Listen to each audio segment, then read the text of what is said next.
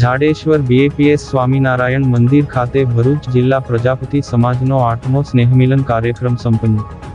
ભરૂચના જાડેશ્વર સ્થિત બીએપીએસ સ્વામિનારાયણ મંદિરના પવિત્ર પરિસરમાં ભરૂચ જિલ્લા પ્રજાપતિ સમાજ એજ્યુકેશન એન્ડ ચેરિટેબલ ટ્રસ્ટ દ્વારા 8મા ભવ્ય સ્નેહમિલન કાર્યક્રમનું આયોજન કરવામાં આવ્યું હતું।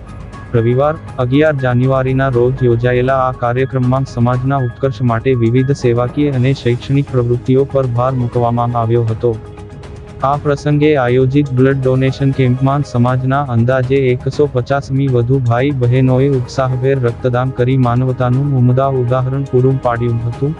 કાર્યક્રમ દરમિયાન શૈક્ષણિક ક્ષેત્રે ઝળહળતી સફળતા મેળવનાર ધોરણ 10 અને 12ના તેજસ્વી વિદ્યાર્થીઓ તેમજ સમાજનું ગૌરવ વધારનાર વિશિષ્ટ પદસ્થ મહાનુભાવોનું સન્માન કરી પ્રોત્સાહિત કરવામાં આવ્યા હતા।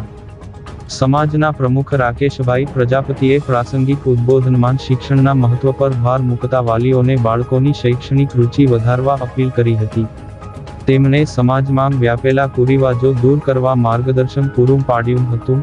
આ તબક્કે ટ્રસ્ટ દ્વારા સંચાલિત સંકલ્પ ધિરાણ મંડળીની પ્રગતિની વિગતો આપતા જણાવ્યું હતું કે ગત વર્ષે મંડળી દ્વારા જરૂરિયાતમંદ પરિવારોને પ્રસંગોચિત આશરે 65 લાખ રૂપિયાથી વધુની લોન સહાય પૂરી પાડવામાં આવી છે।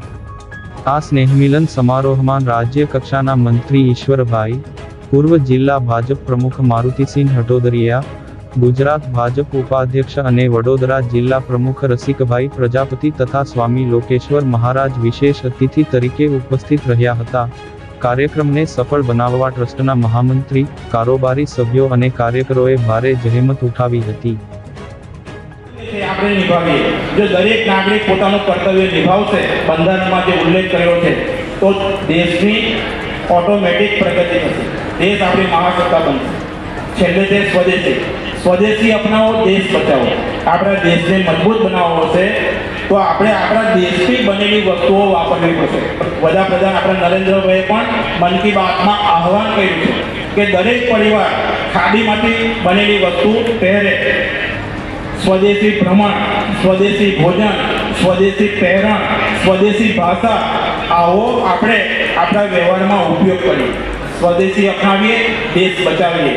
આ 5 બાબતો જો દરેક પરિવાર, દરેક નાગરિક પોતાના જીવનમાં લાવશે તો ભારત માતા જગત વંદનીય સ્થાન પ્રાપ્ત કરશે, આપણો દેશ મહાન બનશે। આજે આપણે આ સ્નેહમિલન નિમિત્તે સંકલ્પ લઈએ છીએ।